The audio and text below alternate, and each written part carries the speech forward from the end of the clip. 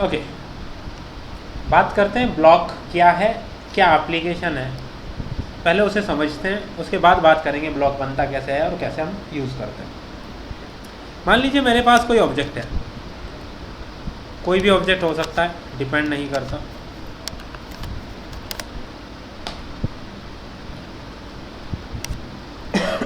ये ऑब्जेक्ट है, या थोड़ा और अमेंडमेंट कर लेते हैं।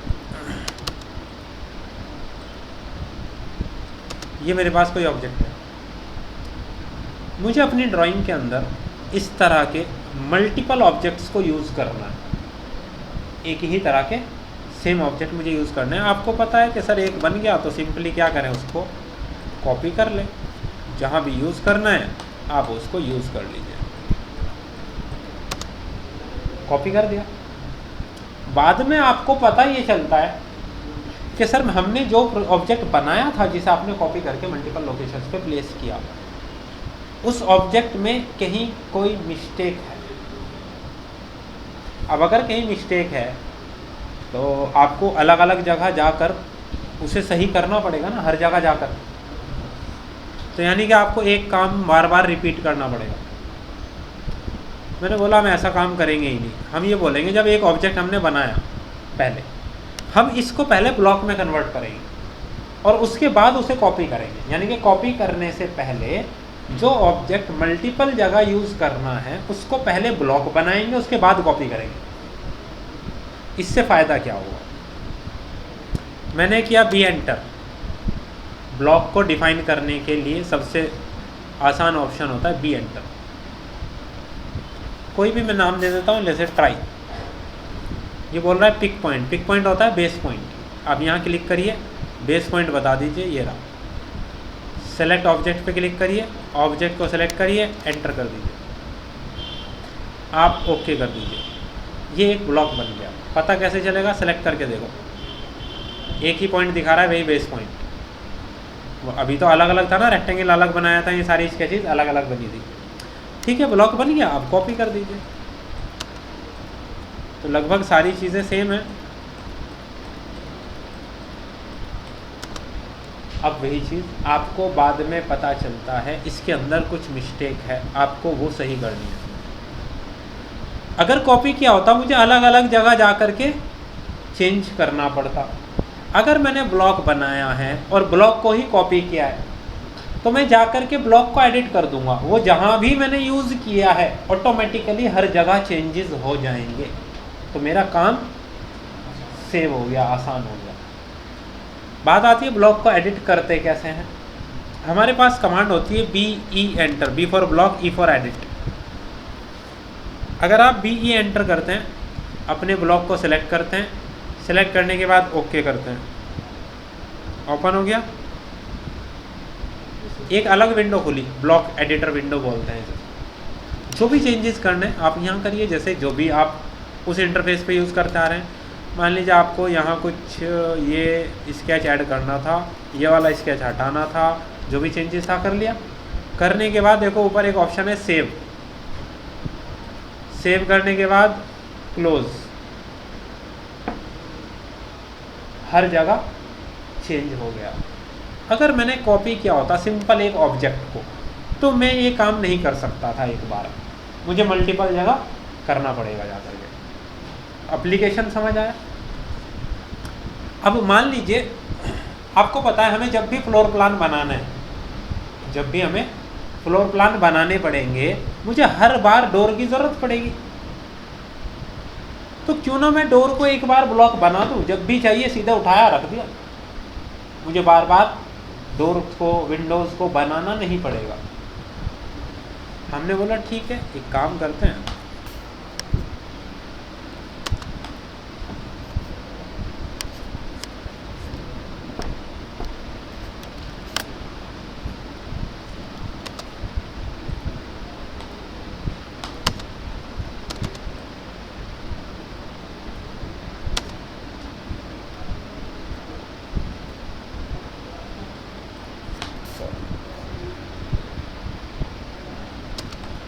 साइज़ ज़्यादा बड़ा ले लिया हमने।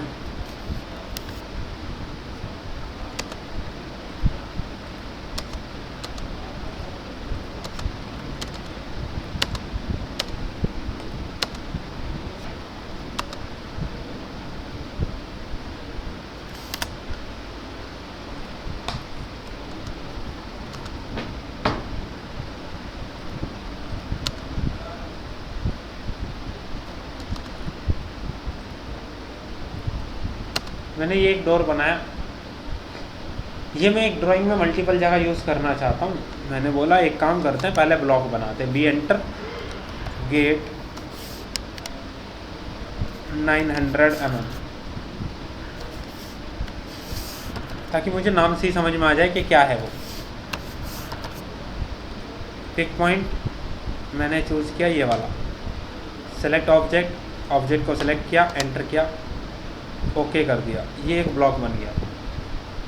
अब जहाँ भी यूज़ करना है इसे मैं कॉपी कर लूँगा और रख दूँगा, लेकिन इसकी ओरिएंटेशन एक जैसी ही आ रही है। ज़रूरी तो नहीं है, मुझे कहीं पर इसको रोटेट करना पड़ सकता है, कहीं पर और ज़्यादा रोटेट करना पड़ सकता है। अब क्या मैं पहले जाके रखूँगा बाद में रोटेट करूँगा तो मेरा काम बढ़ जाएगा। मैंने बोला नहीं यार, एक काम करते हैं, डोर बना दिया ना, अब आपके पास एक कमांड होती है डोर को इंसर्ट करने के लिए, आई एंटर। जब हम आई एंटर करते हैं हमारा एक अलग विंडो ओपन हो जाता है ब्लॉक को इंसर्ट करने के लिए।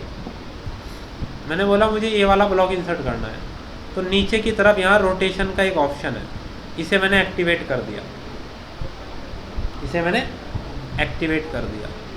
जब मैं इसे इंसर्ट कर रहा हूँ, जैसे ही मैंने प्लेस किया, नीचे देखो वो पूछ रहा है स्पेसिफाई रोटेशन एंगल।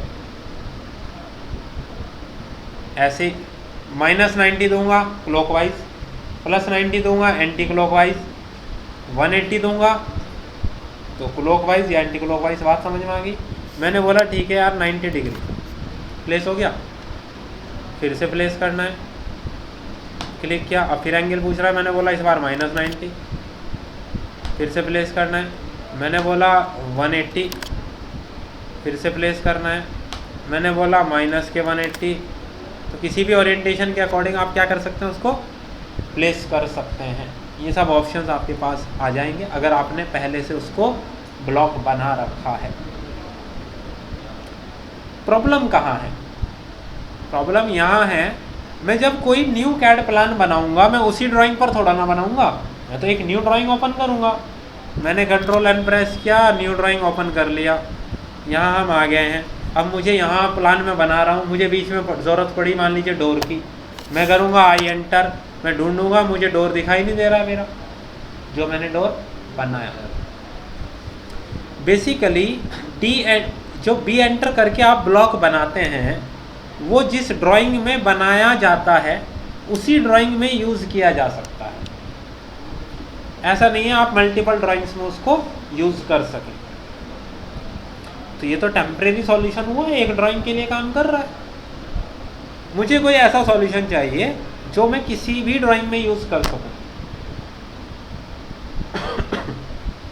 हमने बोला ठीक है, अब की बार करते हैं डब्ल्यू एंटर। डब्ल्यू एंटर का मतलब होता है राइट ब्लॉक। अब राइट ब्लॉक दो तरीके से बनाया जा सकता है। पहला तरीका तो ये हो सकता है कि जो ब्लॉक पहले से बनाया, ब्लॉक मतलब बी एंटर से जो ब्लॉक बनाया टेम्परेरी एक ड्राइंग के लिए, आप उसे भी डायरेक्ट राइट ब्लॉक में कन्वर्ट कर सकते हैं। दूसरा ऑप्शन ये कि डायरेक्ट किसी ऑब्जेक्ट को राइट ब्लॉक बनाया जा सकता है। ऐसा नहीं है पहले टेम्परेरी बनेगा बाद में परमानेंट बनेगा।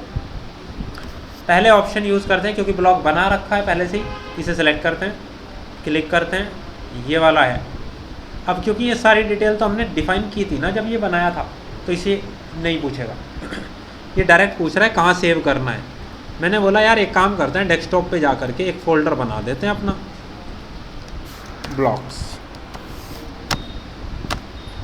यहाँ सेव कर देते हैं, ओके कर देते हैं, ब्लॉक सेव हो गया डेस्कटॉप पे एक फ़ोल्डर। हमने देखा जो ब्लॉक पहले से बना हुआ था उसको राइट ब्लॉक में कन्वर्ट कर दिया। मैंने सेलेक्ट करके डिलीट किया, ये एक ब्लॉक है। अगर मैं एक्सप्लोड कर दूं, एक्स एंटर, सेलेक्ट एंटर, तो ये वापस टूट जाता है, ऑब्जेक्ट बन गया। अगर आप किसी ब्लॉक को एक्सप्लोड कर देते हैं तो वो ब्लॉक की प्रॉपर्टी तोड़ देता है, वो वापस ऑब्जेक्ट बन जाता है। अब मैंने इस ऑब्जेक्ट को डायरेक्ट राइट ब्लॉक बनाना है, मैं डायरेक्ट डब्ल्यू एंटर करूँगा। किसे बनाना है? ऑब्जेक्ट को बनाना है। मैंने बोला पिक पॉइंट ये है, सेलेक्ट ऑब्जेक्ट ये है, यही दो डिटेल तो देते हो वहाँ। अब वही सेव करना है न्यू ब्लॉक के नाम से, ओके, डेस्कटॉप पे सेव हो गया। ब्लॉक्स फोल्डर में। मैं ड्राइंग 2 पर गया, मुझे ज़रूरत पड़ती है किसी ब्लॉक की, मैं करूँगा आई एंटर। देखो एक पहली तो चीज़ वो परमानेंट बनाया है इसलिए दिखा रहा है, लेकिन रिसेंट में दिखा रहा है। कल को चल के आपने ड्राइंग ऑटोकैड बंद कर दिया, आपने ऑटोकैड बंद कर दिया है, आप उसके बाद जाते हैं अगले दिन और कोई नया प्लान बनाने के लिए ऑटोकैड ओपन करते हैं।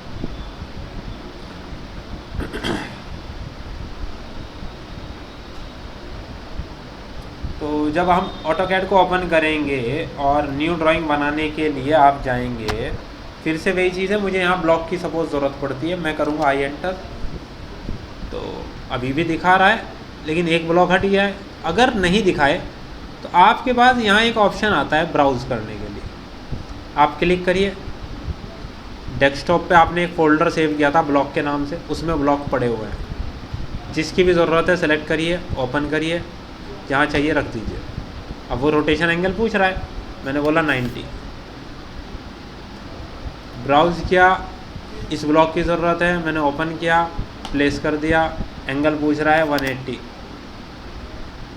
तो आप अब किसी भी ड्राइंग में इन ब्लॉक्स को यूज़ कर सकते हैं। आपको दोबारा ये ड्राइंग्स के लिए बनाने की ज़रूरत नहीं है। अगर कहीं पे आपको इस साइज़ का डोर प्लेस करना है 900 mm का, तो आप डायरेक्ट ये डोर यूज़ कर सकते हैं। अब आपको बार बार बनाने की ज़रूरत नहीं है।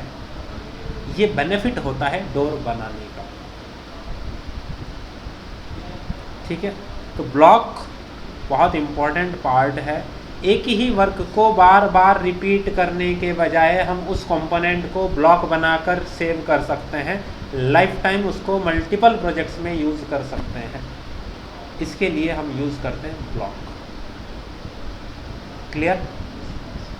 कुछ ब्लॉक हमारे पास सॉफ्टवेयर में भी अवेलेबल होते हैं, जैसे डिज़ाइन सेंटर। आप यहाँ आए वापस, इंसर्ट ब्लॉक, बी एंटर से जो ब्लॉक बनाया, ब्लॉक एडिटर जो किया। अब बात कर रहे हैं डिज़ाइन सेंटर की। शॉर्टकट होता है DC एंटर, फिर आप जाएंगे EN-US में, फिर आप जाएंगे डिज़ाइन सेंटर में, फिर अपने फील्ड को चूज़ करेंगे, ब्लॉक में जाएंगे और ड्रैग एंड ड्रॉप कर लेंगे अपनी स्क्रीन पर। यानी कि डिज़ाइन सेंटर से किसी ब्लॉक को अपनी ड्राइंग में यूज़ करने के लिए सेलेक्ट ड्रैग एंड ड्रॉप। कैसे? यहाँ आ जाइए, DC एंटर। फर्स्ट टाइम जब ओपन करेंगे ये विंडो आएगा आपके सामने, वहाँ लिखा है EN-US फोल्डर में जाना है, डिज़ाइन सेंटर में जाना है, अपने फील्ड को चूज़ करना है, जैसे होम स्पेस, हाउस डिज़ाइन, किसी भी फील्ड में जाइए, फिर ब्लॉक पे जाइए। ये सारे ब्लॉक्स हैं। मान लीजिए कहीं पर आपको बाथरूम आपने बनाया, आपको बाथटब वहाँ प्लेस करके दिखाना है, बस सेलेक्ट करिए, ड्रैग करिए, छोड़ दीजिए, आ गया आपका। आपको कहीं पर WC दिखाना है, आपको कहीं पर विंडो लगाना है, आपको कहीं पर वॉल पर फॉसेट दिखाना है, तो डायरेक्टली ड्रैग एंड ड्रॉप आप कर सकते हैं। आप जाइए होम स्पेस, आपको कहीं पर बेड रिप्रेजेंट करना है, कहीं कोई टेबल दिखाना है, कहीं कोई सोफ़ा दिखाना है। जी, ऐसा नहीं है कि आपको नहीं दिखेंगे, आपके सिस्टम में भी मिलेंगे आपको, ठीक है। अब हम ठीक है वापस आते हैं किचन ब्लॉक। किचन में तो एक पूरा लेआउट भी बना हुआ होता है, 7 बाई 8 फीट का लेआउट है।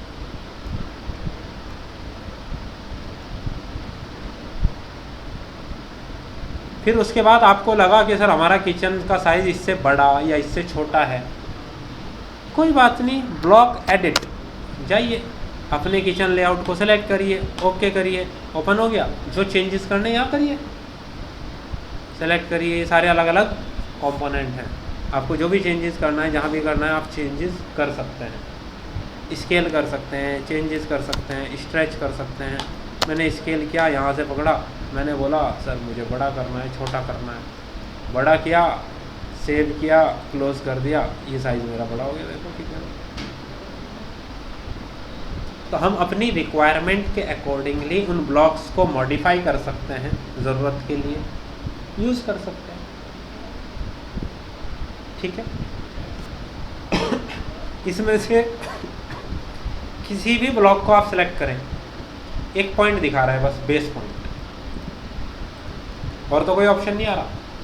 ये ब्लॉक्स बोले जाते हैं स्टैटिक, यानी कि इनके अंदर बस एक ही व्यू है जो आपके सामने है। हमारे पास एक और डेटाबेस होता है जिसे हम बोलते हैं टूल पैलेट्स। टीपी एंटर करिए, राइट क्लिक करिए किसी भी टैब पर और अपने पैलेट को चूज कर लीजिए जिसको यूज़ करना है। जैसे फॉर एग्जांपल ऑटोकैड पर आइए, टीपी एंटर, ओपन हो गया। यहाँ आने के बाद किसी भी टैब पर राइट क्लिक करो, कैटेगरीज दिखाई देंगे आपको, लेफ्ट क्लिक ही करना है। यहाँ देखो कई सारे टैब्स हैं, मैं गया आर्किटेक्चरल में, तो आप देख सकते हो मैट्रिक के सैंपल ये हैं, इंपीरियल के सैंपल्स ये हैं। अब मान लीजिए मैट्रिक में काम कर रहे हैं, मैंने ये WC को ड्रैग एंड ड्रॉप कर दिया, वहाँ भी WC थी, ये भी WC है, लेकिन इसमें फ़र्क क्या है? सेलेक्ट करिए, यहाँ ये बेस पॉइंट तो आ ही रहा है, इसके अलावा भी कुछ ऑप्शंस हैं। जैसे देखो, आपने बोला सर ये एलिवेशन में लगाया लेकिन हमें फ्लश का बटन लेफ्ट नहीं राइट में चाहिए था, तो फ्लिप कर दो। आपने बोला सर मैं तो फ्लोर प्लान बना रहा हूँ, फ्लोर प्लान में एलिवेशन थोड़ा ना दिखेगा, हमें टॉप व्यू दिखेगा। हमने बोला कोई बात नहीं, इस पर क्लिक करो, हमें क्या देखना है? प्लान व्यू देखना है, ये रहा।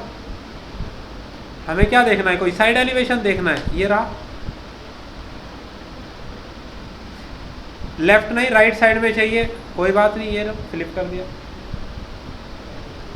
तो बेसिकली एक ही ब्लॉक के अंदर मल्टीपल व्यूज इनबिल्ट हैं।